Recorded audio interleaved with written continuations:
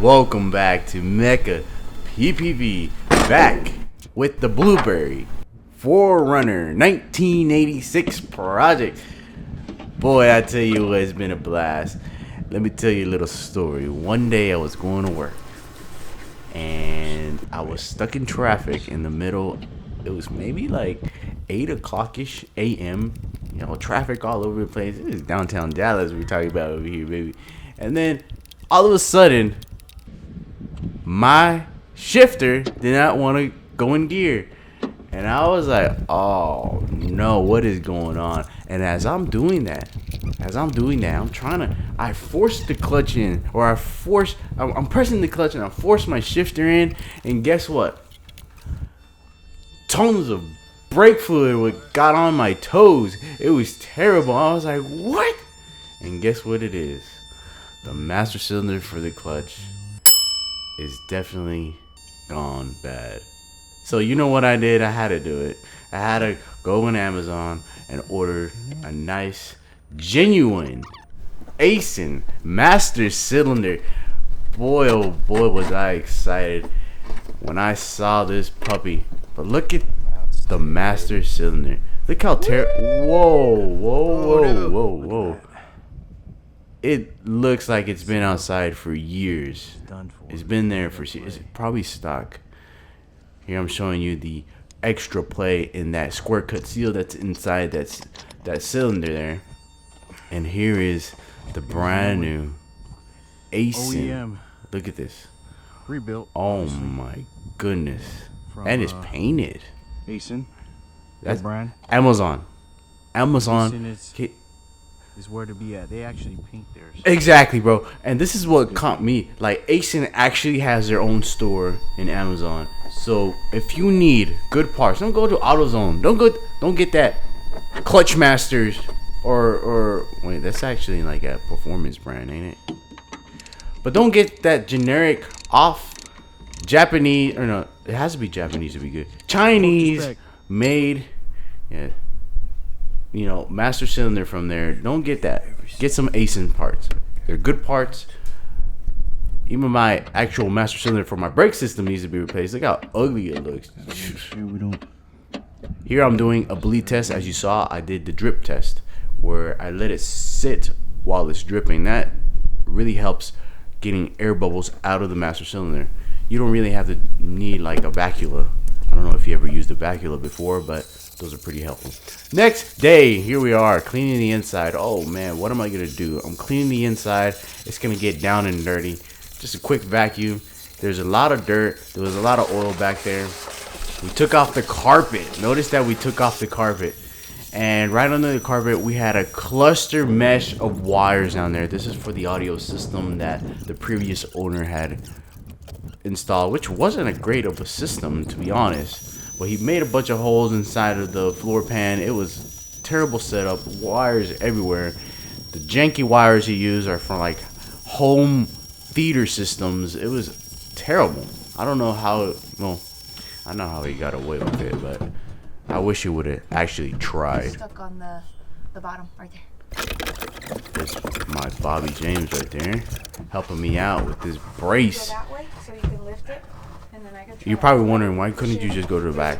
Well, we tried, because these humps over the fender wells were in the way, and it would have been perfect if it would have went in the back, but we just couldn't get it out. We just couldn't get it out. Here's the wifey helping me out, cleaning it out. You know, we're trying to do our best, trying to make this spick and span. We're trying. We're using what we got. We don't want to spend so much money on this truck, you know what I'm saying? We want to make it look nice with the minimal amount of money. So we got some simple green, a couple brushes, some rags, and it came out pretty well. We're just cleaning it, you know. Nothing is hurt by cleaning it, right?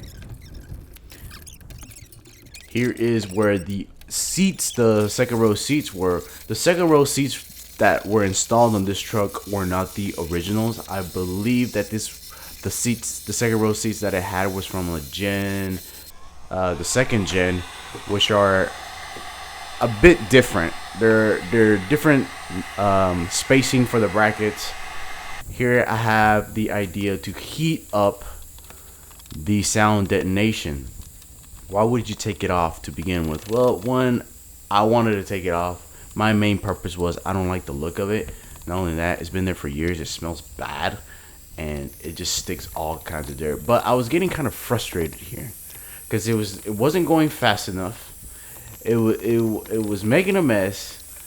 Sometimes the things would just stick back on. It was tough to push, especially you're heating it up and you're pushing it with the scraper and stuff. It just wasn't doing the job. So I had the idea to get an ice pack and cool it down. And I was like, oh man, it's working. It is actually working. But the ice pack eventually I figured that the ice pack wasn't really doing anything.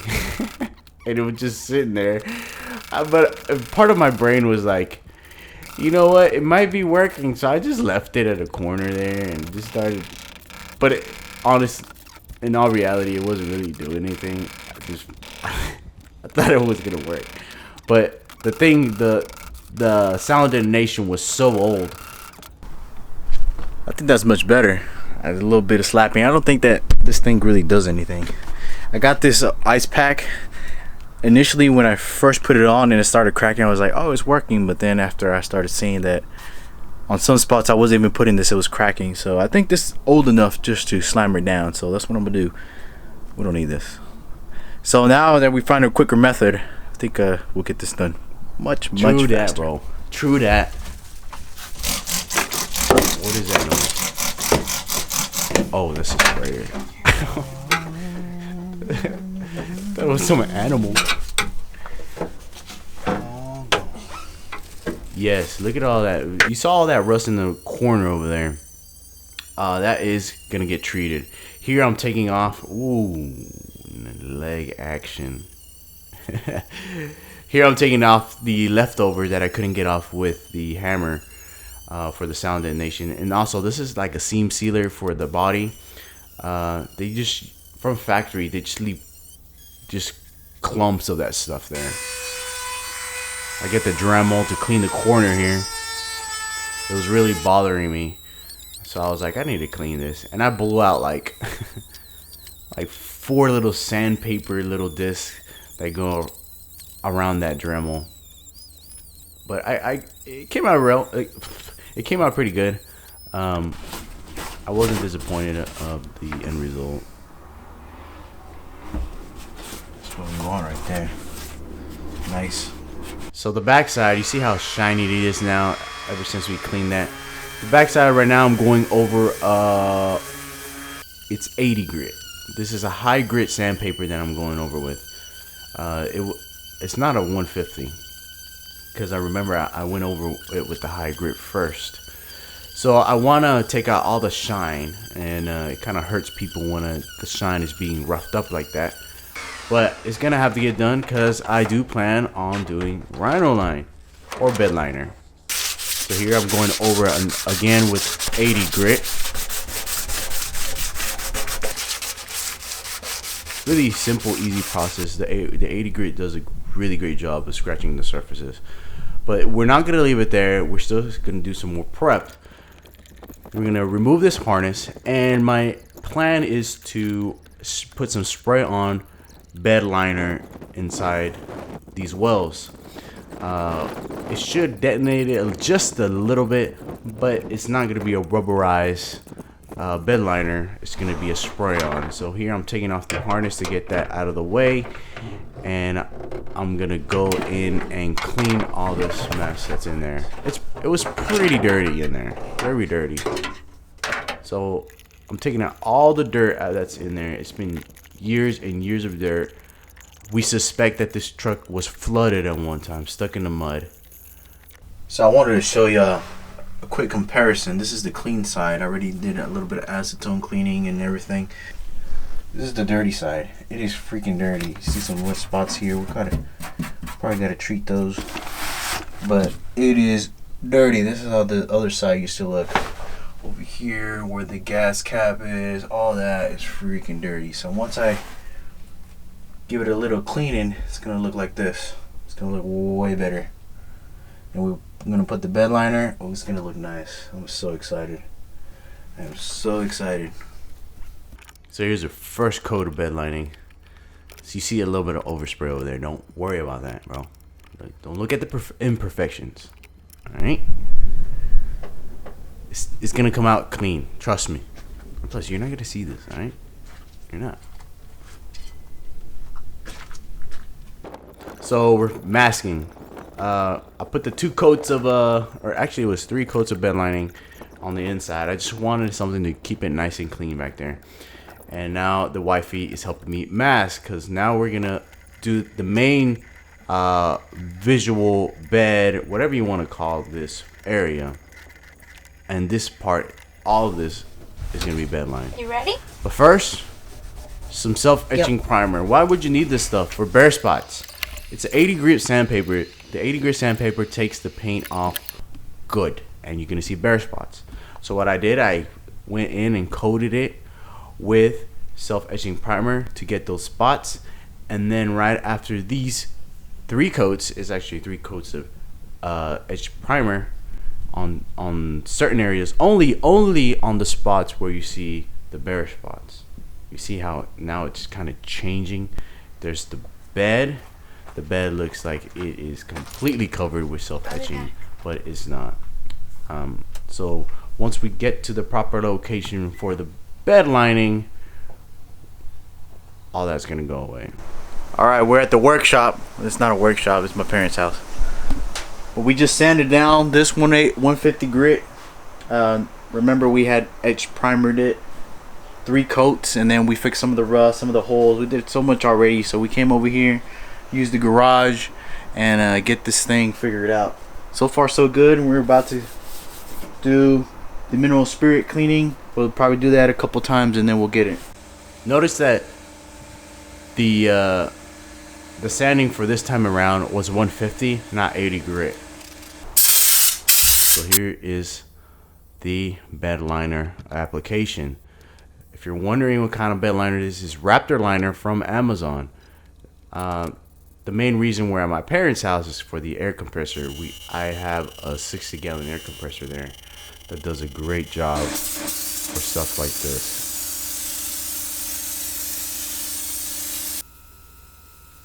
It's really easy. I never thought how easy this stuff could be. This is gonna be the 2nd coat. Bobby's welding the sprayer there. And here, this is where we start seeing a good result. We're like, wow, this thing looks pretty good. And it's gorgeous. Very nice. Here is the end. Check it out. This is with all the tape removed. Look at that. Oh, man, that gets me excited each time I see this clip. 4 bottles. I guess a bottle equals a coat, right? A what? 1 bottle equals a coat. Yeah. 4 bottles. This thing looks nice. Oh, man, that was... Good thing we came here to use that compressor. It really worked. You should really touch it in real It life. really will. On camera, it looks like that's blue, but that's not actually all black. I was like, what? Did we miss a spot? It feels good, But man. we got it. Here's the taping line. We stopped here because we're still going to do some work over here. We'll just have when we get ready to rhino line this, we'll have basically a layer. So we'll put the tape here when it's dry, where it can look like it's layered, and you won't see that seam. You'll probably see it a little bit, but that won't be bothered. It won't bother anybody. Oh, man. Man, this looks nice. Woo! So we're gonna have to fix all this rust. That's why we haven't messed with this. We gotta fix this hole right here. Look at that. Mm-hmm. Looks good. Looks good. Feeling good. Right there. I don't know if you can see that, but we didn't rhino line that because a ground goes there, and to have a proper ground, it needs proper contact with metal. So. We put a bolt there, and now we just took it off. We're not leaving any tape. That looks amazing. Who did this? Little by little. Who did this beautiful it's gonna work? look good. Amazing. Further up here, but I think it'd be fine. That looks freaking nice. It looks better in real life. Trust me when I say this. Ladies and gentlemen, thank you guys for watching. More videos are going to come this truck will be finished. Trust me when I say that. Thank you guys, and I hope I see you in the next one.